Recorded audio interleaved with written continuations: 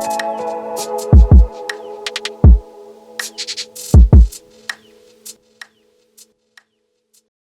good afternoon, everybody, and welcome to the second appointment of the Future Materials Encounters in the context of the Open Studios 2022 at the Jan van Eyck. Before introducing our guest, I would like to say a few words about the Future Materials program, which receives the generous support of the Innovatie Lab grant scheme. The Future Materials program aims to support the sustainable transition in the arts and design practices, especially focusing on sustainable materials. It's made by different components. One of the most known one is the Future Materials Bank, an online archive of material projects developed in many different parts of the planet by different makers. Next to this, we have the Future Materials Lab, which is the space behind you, where we have a collection of samples connected to the material projects on the online archive. Let's say that with these two elements, we try to play on different levels of the sustainable transition. So the Future Materials Bank is mostly aimed, but not only, to inspire people and to inform them about possible alternatives to the current materials that we use in our practices. And the Future Materials Lab aims to support alumni, participants, and other practitioners which want to experiment with these materials in the context of their artistic research, artistic practices. In the conjunction of these two elements, the Future Materials Encounters program was born, and with the main aim to connect the online community of the Future Materials Bank with the offline community of the Jan van Eyck and specifically of the Future Materials Lab. So what we do here is we invite designer or artists who contributed to the Materials Bank, as Liene today, and we create an opportunity, a moment of exchange between participants, alumni, and other practitioners and the online community about experiences, perspectives, doubts, and questions about the use of these materials and what these materials are about. So another aim of the program is really to go beyond the linear thinking. So by linear thinking, I mean the idea that we could potentially replace a fossil-based or toxic material with a sustainable alternative. What we actually want to do in this context is to raise questions about approach to artistic production and to materialities, and especially to have a moment of reflection on how we're all enmeshed and entangled in a field of reciprocities, relationalities, and interdependencies. And on the concept of interdependencies, I want to introduce the special guest of today, which is the blue elf cup, as you can see here. It's a beautiful fungi, and we are going to undertake a journey into its colorful world thanks to Liene here and Heleen, who are our two guests that I'm going now to introduce. So Liene Kazaka is a designer and researcher who explores the possibilities of material-based storytelling through investigative topics around sustainability. Liene graduated at MA Material Futures at Central St. Martin's, where she started her project Myco Colour. In this project, she collaborates with living fungi, the blue elf cup, to color materials. Next to her, we have Heleen. And Heleen Sintobin is a designer, material explorer, and storyteller. She works at Laboratorium, an experimental lab for art, design, and biotechnology at KASK, School of Arts in Ghent. And in her practice, she navigates between historical and academic research, hands-on investigation, material experiments, and happy accidents. This being said, I leave the floor to Heleen and Liene. Hello. Hello. Floor is yours. Yes. Right, so I'm going to tell you about kind of my journey and my friendship with the blue mushroom. And then after that you can ask questions, hopefully, and we'll have a bit of discussion. So it's Myco Colour project. But first I want to tell you just a bit about my journey. Most importantly, I'm not a scientist. Don't have a formal education as a scientist. I'm actually a woven textile designer. That's actually my proper trade. But I've always been really curious about different materials and material innovations, which kind of has led me to this project and kind of a whole new perspective that I'm going to tell you about.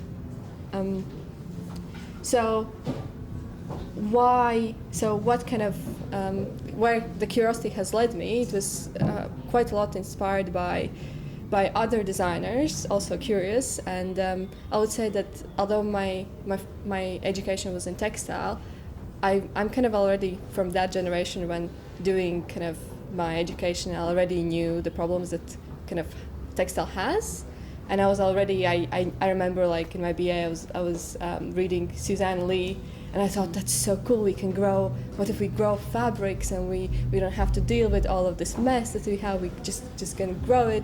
I thought it was amazing. But yeah, after I graduated, I went into quite traditional textile job, and it took me a while to actually get back to these ideas and to kind of come where I am now, basically. So yeah, I think I'm not going to go too in depth of the problems that we have with textile and with dyes especially. So we are quite there's quite a lot of that we do with creating new materials, but actually colors is one of the things that is still quite we don't have solutions, even small scale, and they are not functioning the way how at least we're used to, and we're gonna probably talk about that as well. But pretty much all the colors we currently create come with a massive environmental damage. I think it was like, not going to bore you with too much of percentage or something, but yeah, it was like 1/5 of all the water pollution comes from dyes, basically. So we are actually not only like kind of design crisis or kind of material crisis, but we are very heavily into color crisis because we don't have alternatives. But yeah, so now how I got, so that's kind of my background and my knowledge until I stumbled up to this mushroom. So it's important to say that I come from Latvia, where we have very big mushroom picking tradition. So that's something we do with our family just on the weekends.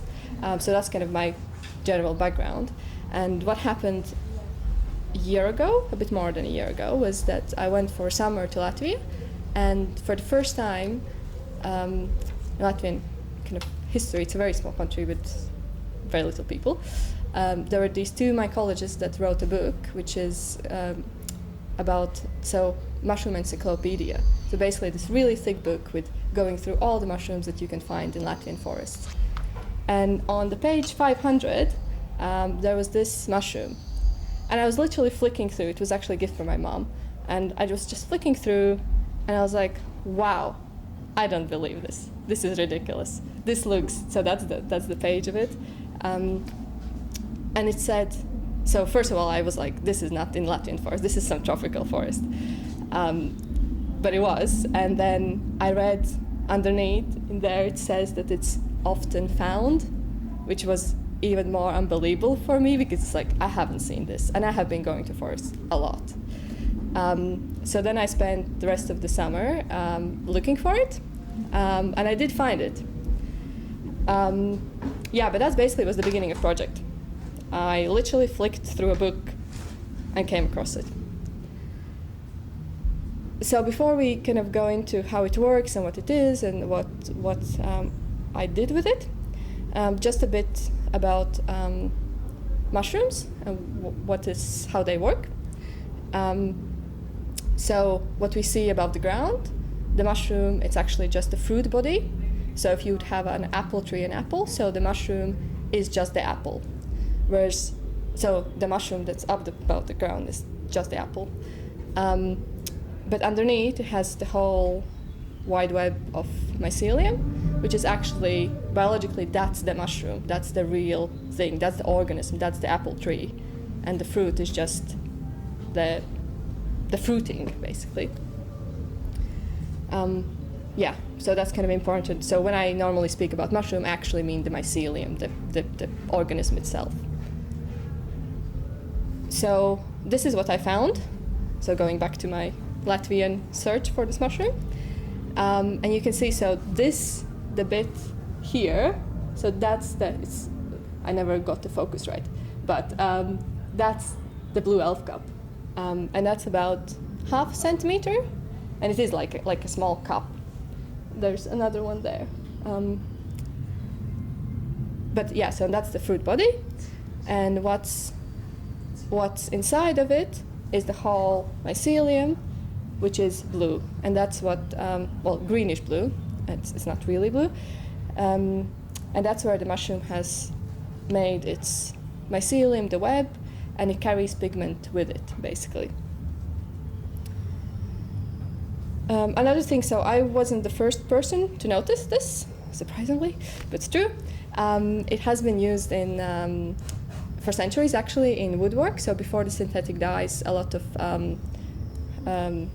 wood mosaics, kind of fresco type things, they used to use the blue mushroom colored wood. So that was not intentionally colored. It was something that people were just kind of gathering and picking up and then using in artworks. And then, of course, when the synthetic dyes came, that kind of got lost. But also, it's interesting that people didn't know that it was the mushroom that colored the wood for a really long time. So this is just a chance of people finding it and using it. And then I tried to harness it, which was not successful at all for a really, really, really long time. So these are some of my failed experiments. You have like very beautiful mold happening there, a bit less beautiful mold there, that's the bacteria. This is just nothing growing at all. I tried wood chips. That is a fight between a mushroom, another mushroom, and bacteria.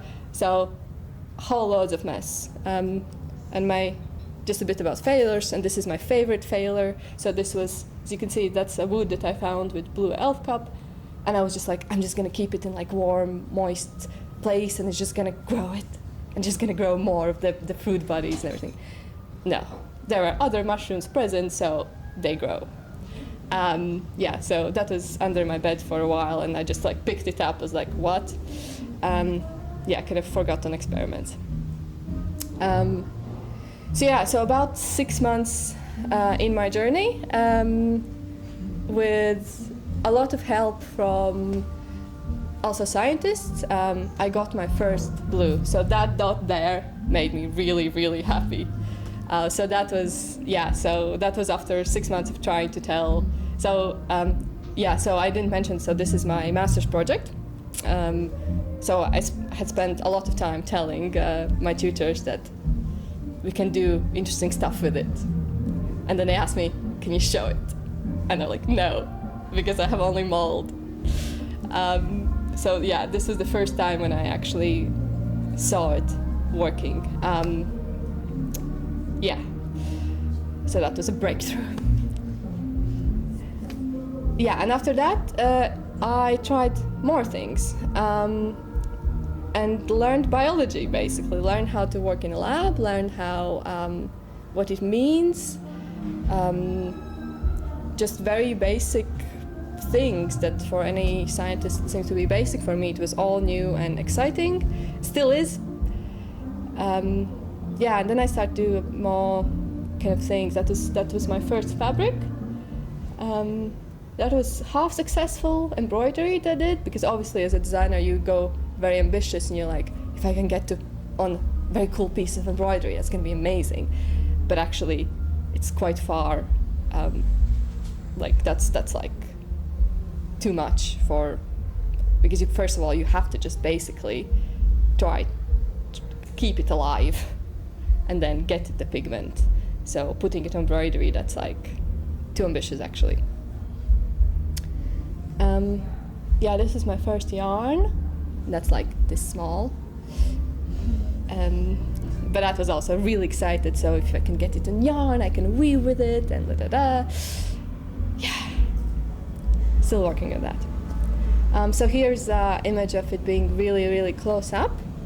So if you see I don't know if in the screen it's quite hard to see. So the larger bits are actually filaments of cotton.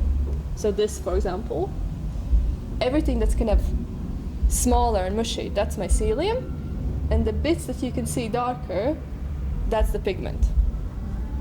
So that's how it looks close up. A bit further up, it looks like that. And that's, so the mushroom has grown. So this is uncleaned version of it. So you can see like these big blobs. So that's where mushroom has actually created its own bit. Yeah, and then a bit larger scale, but also still work in progress, really. And then end of the day, it was also thinking about what it would mean for the future of it. So this was a prototype for a bioprinter. So if we would be able to grow this mushroom reliably, properly, what it would mean for design. And the idea behind that was that we could actually guide it. So basically for the mushroom to grow on fabric, it needs water, air, nutrients, and that's it. So with giving it the space and being able to actually, for example, print with nutrients, we'll be able to actually allow the mushroom to follow it and kind of have half designed, half human, half fungi designed patterns. Yeah, but that's where I would wish for it to head.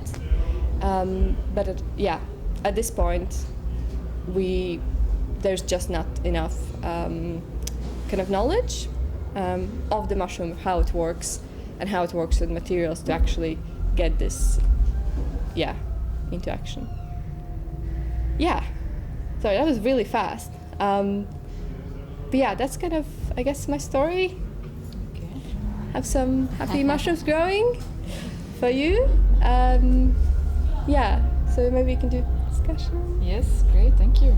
I was wondering for you, like, how did it feel to go towards science, like being more as a textile designer and then shifting this kind of environment to the lab, like, because me, for example, I also work as a designer in the biolab, and what my colleague does for me is magic. She reads the paper, she does the mathematics, and then some beautiful colors are coming, and I'm like still fantasizing about the petri dish, and she's like, I can't see them anymore. I'm like, yeah, this is design too. It's part of the process.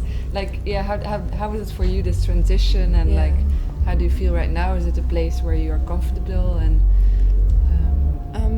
I think because I start to see the lab as just another workshop quite fast, because you have the same ingredients. You have, when you go to like wood workshop, you have the, like, if you have never worked with wood, of course you start with, okay, how does it work? How does this machine work? How does that work? So it was, in practical sense, was quite similar. But then, like you said, for the papers and kind of more how to plan an experiment with a living organism, that was a proper learning curve. So I went through a lot of, so I literally Google ResearchGate, my best friend, like they became my best friend. So just Googling the Latin name of the mushroom and just seeing what comes up, and just reading through loads of scientific papers and trying to get the information for that, and then Googling all of that, the keywords, Googling it back to see what they actually mean. So a lot of scientific reading. And how was your interaction with scientists? Because you also collaborated together with them. Like, how did you communicate? How did you give something back? Were they surprised about the results? So I literally Googled Latin name, got all the papers, put them in groups of scientists, and emailed each scientist saying, hey, I found this, I think it's really cool, I have read your paper, quoted them back to them, which I think, it's quite important, that just not to email, be like, hey, can you teach me something? And I got response from all of them, actually. Most of them said that it's not possible to grow it on fabric. There was one that said, you can try. So that's the scientist that I'm actually still in contact with. But I think the response was really positive, and I feel like there's a lot of kind of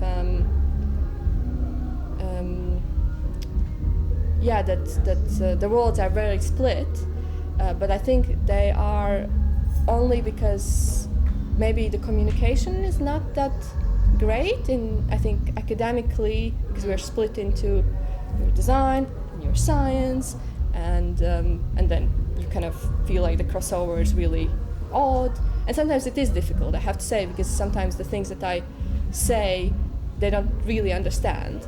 They just, like, it's not the same language, but at the same time it also is. Because I also find that the scientists themselves, they experiment a lot, and they like to play. They're actually very similar in some very basic sense. They are there because they're curious and they want to play, which is pretty much the same as designers. All right. Some sensors. Yeah, thanks. I'm also curious about industry, because you anticipate on like producing sustainable colors, something we do in the lab as well. And then there is always this question, especially from an audience, like, what about industry? Is this a real solution? Have you had any feedback, or how do you see the future steps in, and what is your actual interest you wanna pursue? Because is it like upscaling and really anticipating on this problem, or did you find out another side of the story? Yeah, so I think this question that I get a lot, like, what is the next step? And then there is like always like, are you going to do a startup? Are you going to get like massive investment to do it? But I think for now, actually, the answer is like no.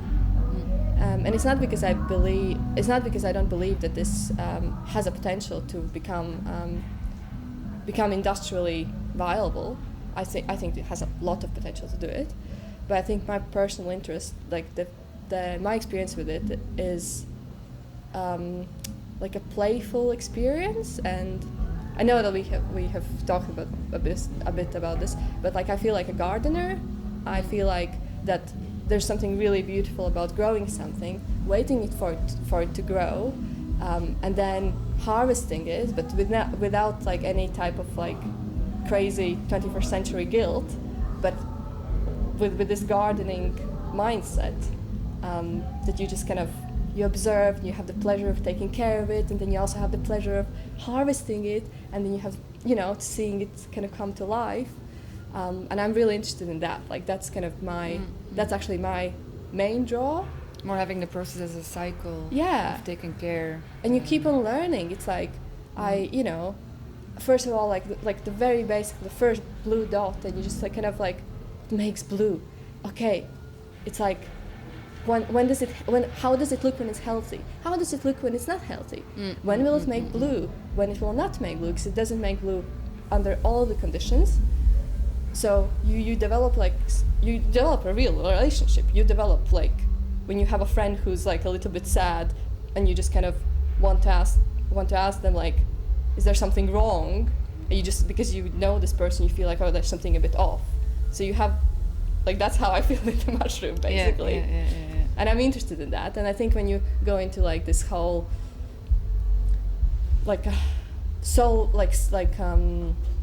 industrial process, or trying to, I think you lose it. And then at the end of the day, you just basically, if you get a massive bioreactor, get loads of scientists, you can do a lot. Yeah, because I remember in our earlier conversations that it's also possible, for example, to grind a mushroom and to extract pigments from that. But you're more interested in having it as a companion, and keeping a company. And I think I have discovered the whole like for me personally, discovered the whole way of working, because it's like you really it's a living organism. So first of all, you cannot speed it up. There's no way speeding up. There's no way. If I work in the night, like design typical, like you work really, to meet a deadline, you work throughout the night or something. There's no possibility. It's not that if I watch the mushroom, it's not gonna go faster. Like you cannot do much. First of all, like time-wise. Then you have this massive unpredictability. But that also comes with learning, but not always in a very obvious way. Just more like feeling. Like now, for example, I have a good feel of when it will produce the pigment. Yeah. But I cannot really tell you like why. I haven't measured it. I haven't that's scientists. And is that something, because I imagine in Latvia as well, like picking the mushrooms, it's a real community-driven thing. Like, can you imagine also like a community that is growing those mushrooms and like keeping each other updated about how the growing is going, and like, is this something at the end that could be open sourced, or could be like, do you already feel in that state of being able to share, or do you still need to find the vocabulary for that? I think yes, definitely community-based and sharing, but I think there are also, for example, there are real restrictions that are kind of coming with it still being like on science. So for example, they're like for example, they're mushrooms like the forgot the name, the tea mushroom. Do you know what I mean? No. Kombucha, sorry. Okay. Yeah. Tea, So for example, that's actually mushroom and bacteria working together. So that has been open sourced, and that has become like a thing that people share. Super beautiful way. The same with yeast. Amazing. But that has had a really long historic way to get there. Yeah. What happens, for example, with this mushroom? It's actually for it to isolate. So it's actually this blue mushroom being isolated has ownership. What do you mean by so, that? So either you can buy it for research purposes. It's very hard to isolate, and I didn't mention, but I never did it myself. And there is scientists who work with isolating it. So there's a real, and that's, I think it's, there's a right to it because, and then it's their mushroom because they have worked towards isolating it. Okay. So, and it's also out of respect for their work, it's not possible to share it without their permission. Wow, okay. So that is, but that's just because it's a current state. And isolating the mushroom is something you need to get a PhD in it, and you need to be very specialized. Yeah, or a lot of time. Okay. Yeah, so you can have a PhD of just isolating mushroom. Yeah. So potentially kombucha at some point could have been that way, but then because it has been shared, it has a long history, it's just not anymore. Yeah. So that's. And I also remember you told me about, so the mushroom is growing, it's producing a small dot of pigment, and then you're able to duplicate it? Yeah, so the speed is like that. So it's very slow growing mushroom. It's a very lazy eater. It's just the personality of the mushroom. It's just like a queen. It's like if anything comes, it's just like, no, I'm gonna die. That's it. I cannot take it. So the way of working it is having a lot of them constantly. Yeah. And it's because mushroom grows from one cell, so you need only one cell to create more of it. Yeah. So that's how I work basically. When you grow it, you split it. So it's a very beautiful thing. Okay. But we don't have history with it. Yeah. So at this point, it's like hard to. So I think it has a long way to get to properly being able to share it actually. And in your way of designing, like the balance between you as a designer wanting a certain pattern, but then also having a growing mushroom, which is also kind of doing its own growing path, I can imagine. Like how do you balance the two? Like, do you follow the mushroom, or is the mushroom following you, or like how do you feel about that? So far, I follow the mushroom completely. Yeah. Absolutely. Yeah. One thing is because practically there's no way how to do it otherwise, because you just constantly fighting to make it happy, and sometimes it succeeds. But you need to make it not happy, because when it's stressed. I need to make it slightly stressed. Yes. But happy enough to survive. Teasing it constantly. Yeah. It is like like that. Yeah. Okay. So you have to have in a balance, but you're totally reliant on it, basically. And then how does it get into? So you're growing it inside the textile, but then, and I also remember you told me that it's quite resistant to washing, for example. So it's staining quite well. But do you have to kill the mushroom in between, or is it still living there, or like how do you interpret it, the textiles over there? Yeah, so I grow it. It grows on top of, not on top of, actually grows inside of the fabric because it creates the mycelium network inside. And then when it's kind of done, when I'm happy with it, I take, because it also creates like excess biomass on top, so I clean it, and then I dry it. So I kill it. Yeah. So It's that's dry, or you put it in the heat in the oven, or yeah. yeah. Okay. Like you would do it normal. Yeah. Yeah. Okay.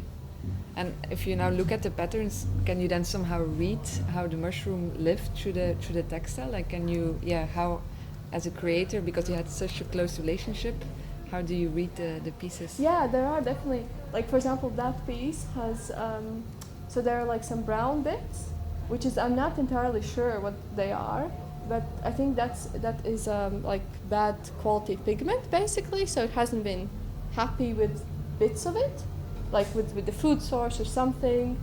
Definitely, like there was one that has, so basically what I do is I fold the fabric, and it looks like a bit of tie-dye, like it has soaked through, but it hasn't soaked through, it has grown through X many layers. So I can see how much it has been. This one is random just because I have put it randomly, so it has grown randomly. But yeah, so yeah, definitely I can like see it, and if it, these are just the successful samples, right? So I have whole loads of unsuccessful ones, which you have like a blue dot there, and the rest of it is like blank, but I knew that there was a mushroom there, so it wasn't stressed enough to produce the pigment. So yeah. Okay, nice. And where do you see the project like in the next upcoming year? Because now you just started growing them again, right? Like you're 3 months far in the process. Yeah, so I, because when I had to move, so because it's mostly lab-based process, so when I had to move out from kind of my my previous lab, which was in Material Futures, so then there was like a pause of it, like, and you know, you cannot really take it, you can take it home, but it's a lot, like. Yes. So then I started kind of to grow again. Yeah, I'm now trying different materials. Going a bit back to the wood, I think that's like interesting. Applying it on different types of wood then. Yeah, because there's some, I like the historic perspective as well. Yeah. To, I don't know, maybe that's like silly to recreate the traditional way how it used to be used. No, but that's part of the storytelling, and also that you build upon knowledge which has been there for ages. Yeah, so that's kind of what I've been doing now. But like I said, it is that when you don't have like so it's almost like there are two processes. So one is growing the mushroom and just making it happy for it to multiply. So first you grow a lot of it, and split and split and split and get like mushroom cultivation going. And then once you have enough to play with, you can start playing. So currently I'm still getting the cultivation up and running again. In order to be able to split it and then also create certain patterns, for example, and play around with aesthetics. Yeah, definitely. I think that there's something interesting in the folding, which I started to explore, but not really, because you can. That's like the most simple way to create, to control it, is to fold it in a specific way and apply the mushroom in a specific way. Yeah. And let it grow through the layers of fabric origami. But not there. That's like my closest next step. Yeah. And I'm also like I really like that you think about like a farmer, like a gardener. Like what would be like the initial things to become a farmer? Like what would you recommend the audience like to shift their way of thinking? Because I think in design and in industry, it's all about time. Time is money, but you kind of take a different approach. Like how would you stimulate people to go towards that direction? I think it like depends on practice, but I think we already do with a lot of things. Like for example, kombucha, like the whole pandemic sourdough thing, right? Yeah. Like we are already there. So this is my sourdough. Like this is not just very, very slow and picky sourdough, but in the basic sense, it's not that different. Like you just take care of something, you use it, you just So I have a whole dream about if we would do everything like a gardener, it would be such a beautiful world. If we would kind of take care of things, kind of nurture things, but then also harvest them when we need them. It would be a total different way of working with things. Yeah, it would be more seasonal and it would be more in Yeah. cycles. Yeah. Okay. And I think more in cycles with ourselves. Just feels good, right? Yeah. Yeah, I can only dream about a design world that works like this. Yeah. All right. I'm curious, are there any questions of the audience for Liene?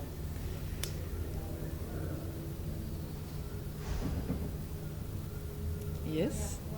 Yeah. I was wondering if you also experimented with other mushrooms or to dye and fabric with, or is it only the alfalfa that is interesting? Yeah, at the beginning I did, in the 6 months when I was waiting for the blue dot to happen, I did go into, so there are a range of mushrooms that make pigment. So there's 2 ways. So one way is when there are mushrooms you can gather and then extract the pigment, which I never did and I haven't been that interested in, just because it's the extraction process, it's a different game basically. But I did play with a pink mushroom, but which was it's actually mold, so it's a pink mold. But the pigment quality was not color fast, so basically it was UV. It went away with that. But actually, that process helped me to understand this mushroom, because it grows much faster. So actually, I developed a way of working with a different mushroom before I did this. Yeah. Have you tried? No, I'm about to try. That's why I'm here to learn. Yeah. I'm super curious. What kind of process is that? Can I ask which mushroom? I don't know. No, so if you're still looking into it. Yeah. No, there are quite a lot. Just I feel like because with every mushroom you have you have to learn it. You have to understand how it works. So changing from organism to organism, at least I find it hard. Yeah. And would you also be able to find this mushroom here in the Netherlands, or would it only be Latvia, more Scandinavian? Oh no, I think because I have found it now like 20 plus times. It just, once you start to see it, you see it. Yeah. And I found it in UK. So Okay. yeah. Okay. So it's really a European Yeah. growing mushroom. Yeah. Yeah. Okay. In where? Or at least kind of wood that looked like Yeah. I never understood how the wood It looks like a graffiti, no? yeah, or like salt in some kind of liquid, I don't know. Yeah, because normally it's quite wet. Yeah. It was actually Yeah. kind of like this whole, and it stays also for Yeah. for a few days. As vibrant as what I found. Yeah, it's a very good pigment that it has. Yeah. All right. You had a question? Yeah, I also have a question actually. I have a question for both of you. So 2 different questions for each of you. First, to Liene, thanks a lot. Among the many different questions I have and I would like to ask, there is one in relation to the ethics. If actually the ethical question of, especially thinking about the potential of scaling it up with all the difficulties and challenges of this, but in principle we are looking to a transition, right, towards more sustainable materials, and perhaps also applying this kind of pigment in different artistic practices. So in this perspective, how do you feel? Did it ever come up to you, one of these intimate moments that you might have shared with this fungi, in the ethical question of sort of nurturing something, killing it based on human needs, especially with the general discourse on ecology? It's actually a question that I'm asking myself as well when I'm talking and approaching these kind of materials. I'm thinking, okay, if we are really going towards a transition, if we are really going to use these more and more frequently, what is going to happen actually? Yeah, I kind of I have to say that I think that's like a phenomenon of like, actually I think it comes from disconnect, the guilt, because I think we now like feel incredibly guilty of killing anything, but I feel like it comes from us being already disconnected. That it's like if you look, we're gonna do the workshop, but like if you look in the way how nature works, it's constantly killing each other. Like it's not a beautiful place. Like, you know, it's not this magic world of, you know, everything just being great and in harmony. But also in a way it is also harmony, because that's where the balance stands, right? Is some kind of between, like, with some kind of friction, always with the friction. So I think, so I would go back actually to the gardening aspect, because there is like this, for me at least, there's unmistakable feeling of, like a good feeling of harvesting, which you can call it like killing, but you can also say harvesting, and it has a very different feel to it. So that's kind of the basics of killing. So I never feel guilty for killing it. Yeah, I understand. Actually, behind you have like this garden, which is a vegetable garden of the academy, and we use permacultural principles in this. So we're also harvesting, but just probably having this good feeling about it. So really trying to understand what we are doing, being very conscious about our practices and about also the balance between the different beings.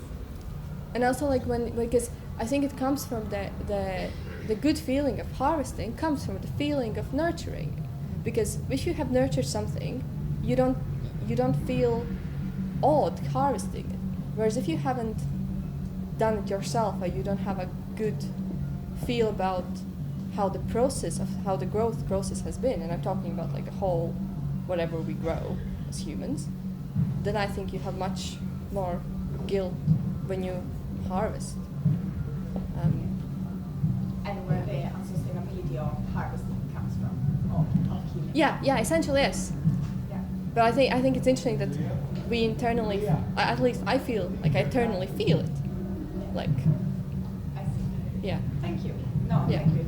Especially like the understanding of nature not as this harmonious place, but actually it's like a place of also frictions and decay together with growth. I think it's very important. And then I had a question for Heleen. Yes. And I'm wondering, because you are coming from like this very special place in Ghent, Laboratorium, so you're also dealing with biopigments. So my question is more like addressed to how we're sort of working on a comparable environment. And how do you see like the implementation or the use of these kind of pigments into artistic practices that might have like a very broad, many broad formats, dealing with many different media, and from paper, from here we have textile. This is really like a fungi growing on the textile, so not really dying, but how do you experience this with your students or with the artists at KASK? We kind of look at it from an alchemy perspective. So kind of that in the old days, artists used to make their own pigments and made their own paint, and then there was this industrial wave, and we kind of got lost of it. And in the lab, we tried to show the whole process of growing the algae, extracting the pigments, applying the pigments, but also connecting towards screen printing, pen plotting, making aquarelle paint, and so on. And my colleague, she's there as a lab technician for part-time, and she just invites students in if they have a project, and they talk about it, and they look which kind of application goes best, with what the student needs. Is this something that you need like a big infrastructure, or do you need a lab to? It's also actually for me this question. Is it something that you can recreate at home? For this mushroom, our it's lab hard. is more like a kitchen, like It's a kitchen. So the food lab is like I think if you have a freezer, and then no, actually the freezer is the most important one. Okay. Yes. All right. Yeah. Why the freezer? Not to keep them cool, and also for the pigments to extract them, we freeze the cells, and then they release some pigments. And then you have to you have to continue breaking the cells by freezing it, getting it out, freezing it, getting it out. Yeah. Okay. And the structure colors, which you see there, yeah, you can make them at home actually. You can make them. Yes. Would you like just to say a few words about the structure Yeah. colors? Because Yeah, they are very quickly. special.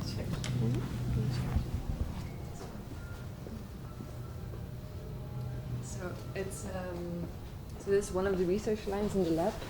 So basically, it's not pigment based, but it's structure based. So if you look, for example, at the wing of a butterfly under the microscope, you actually have a structure like this.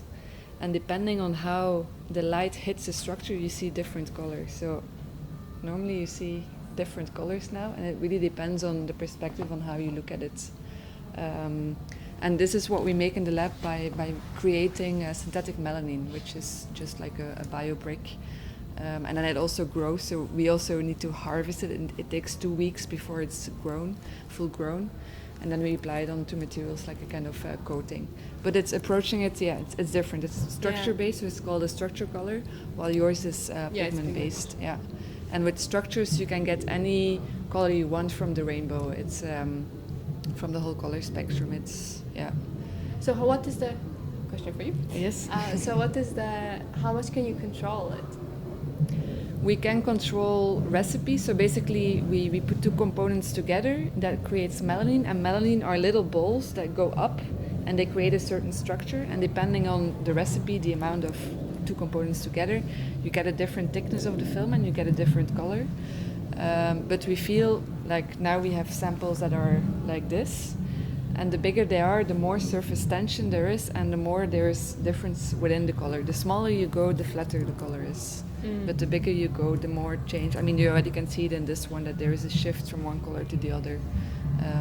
So it is quite wild. So you also have the one that... And also depending, it also sometimes reacts a bit with the materiality. If there are some chemicals in there as well, for example, on paper, we tried 20 different types of paper, but sometimes it reacted with the chemical composition of the paper. Yeah. Yeah. Does it react also to the surface of the... Because I imagine the structure being... If you put something in structure within 3D, structure. then you also will get different colors depending on the 3D object you try to coat. Yeah. Yeah. Okay. Yes. Shall we Alright. maybe from Yeah. the structure get into the more practical side Yes. Yeah. of the... Unless there are other questions. No, okay. As invitation to have experience with observing natural, living organisms, I can invite you to the workshop, which is basically growing a mushroom in a petri dish, or if you're not careful enough, anything else that is in the air. But yeah, just more like observational kind of exercise for, gardening exercise in the petri dish, basically. Great. Yeah. So the idea is that we shouldn't touch anything now that we have with these gloves, right? So because otherwise you we can contaminate them. No, we're gonna use alcohol to Okay. disinfect. All right. But yeah, it's important to know. So all of air is full of spores that just really, really want to get into petri dish. Our hands are full of bacteria that really want to go petri dish, also fungi. So basically, whole world is full of microorganisms that just really want to contaminate your petri dish. But we want to get, so what we want to get, so we're gonna grow oyster mushroom, so not the blue one, but this is oyster mushroom growing halfway, and this is when it's full. And afterwards I can tell you can actually grow oyster from it, but then you have to put, when this is ready, you have to put it in straws or wood chips or wood dust, and then you can actually get oyster. So it's a real oyster, it's edible oyster. But so this one actually they both were put in at the same time. But this one, I think it had some bacteria in it. So now you can pass it around and have a look. I think has struggled at some point. So now only past few weeks has started to really, really grow. normally, if everything is correct and there's no other organisms, it should take about 2, maximum 3 weeks, especially in this heat. Yeah, you can have a look.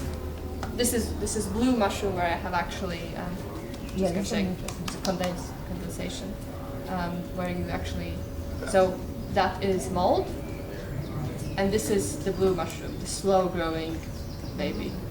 And you can see from the bottom because some mold has it looks greenish, but actually it's just spores that have color. So you can see that it's greenish, but if you turn it upside down, there's no pigment. Whereas if you really, really look closely here, there's a dot of actually blue. So the blue like that, so that's the difference for untrained eye, basically. So here you can see there's stars to make it. But realistically, this is a bin. This is failed because you can see that the mold will basically take over the petri dish because it grows much, much, much faster than my mushroom. So it's a fight, but I already know who's gonna win, and it's not gonna be my guy. Yeah. I'm telling you, it's like a princess. It's like, no, I'm gonna just. It's a delicate creature. Yeah. Anyways, Can we? Yeah, sure. Yeah, you can have a pass around. Okay, feel free to come closer if you like.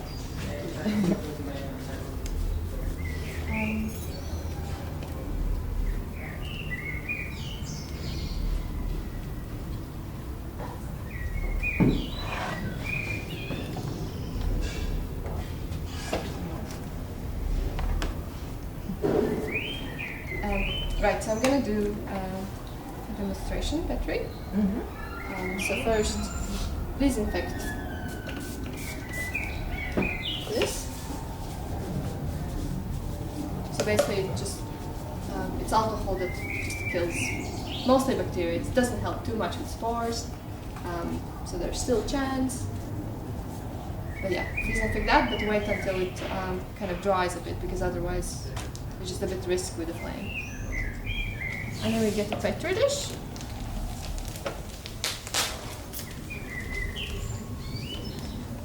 So these packets are sterile. So inside of that, the air is sterile. So there's no microorganism. And now even in the petri dish, there's nothing. So we have to be quite Fast. Not fast. Actually, it's more we try not to move the air. In general, we try to not move the air because everything in the air, if it's not moved, everything comes down. Like the gravity, all microorganisms actually just fly down, which is easy because we have a lid. As soon as we move the air across, microorganisms go across. So we, in general, we try not to move the air, basically. Especially this air that is in there. So you're gonna see, so I'm gonna open it just like on an angle. So the chance of the air coming from this side, and that's only from two sides. And from the bowl we have the lid. And I'm gonna use a sterilized tool, and I'm gonna do this again because now I have laid my hands a lot.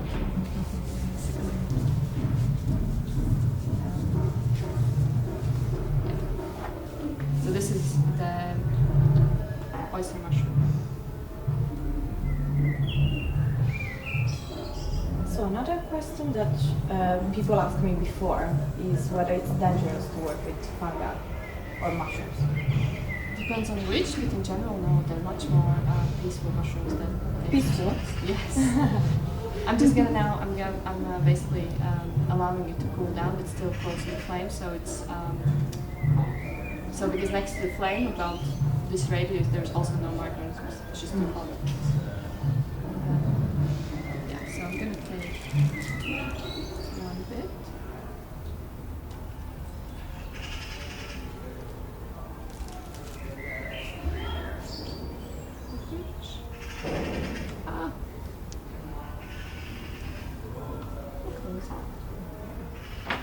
That's it. And then, so this is parafilm. So this is basically like a tape. So between, kind of turn it upside down, but there's a gap for the air. So the mushroom needs air to live, but we cannot allow it to be open because then it dries out, basically. So we use parafilm, which allows air in, but it's not porous enough to allow for humidity to go out too much. And then we hold it, and it's like a stretchy thing. So you hold it with one finger there, and then you just kind of stretch.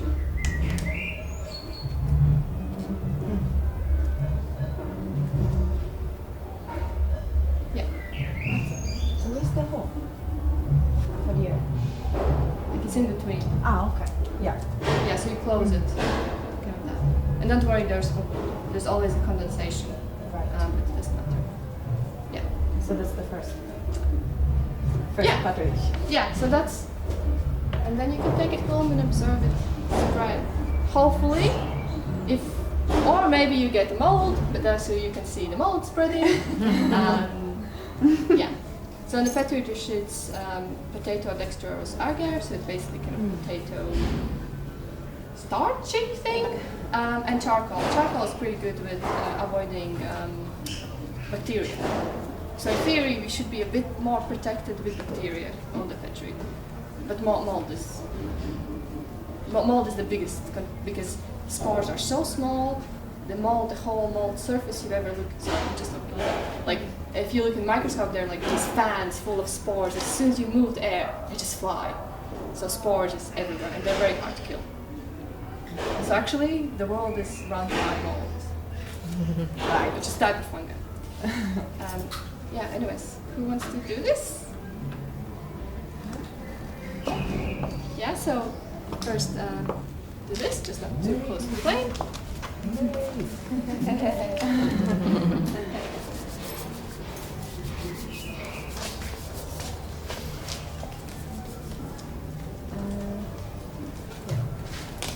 Grab a petri dish.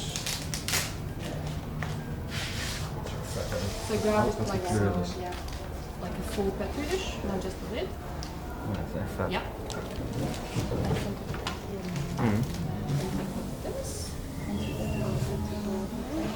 Ja. Heb je dat verteld? Ja. We hebben boven een schilderij hangen en die heeft een beetje hetzelfde effect. We hebben ook geen kleur gebruikt. Ja.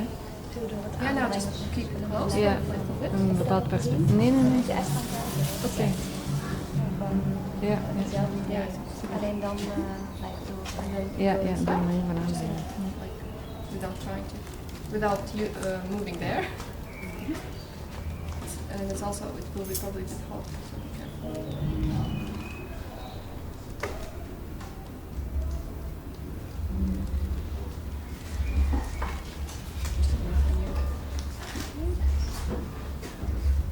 Just touch the petri. Yeah. It's better to touch the petri than shake. Yeah, because the air. Because you shake everything that's on it. Hopefully there was nothing because you did this.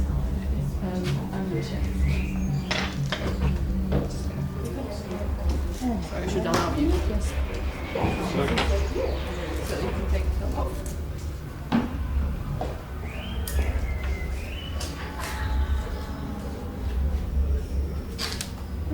Don't worry, we can get more.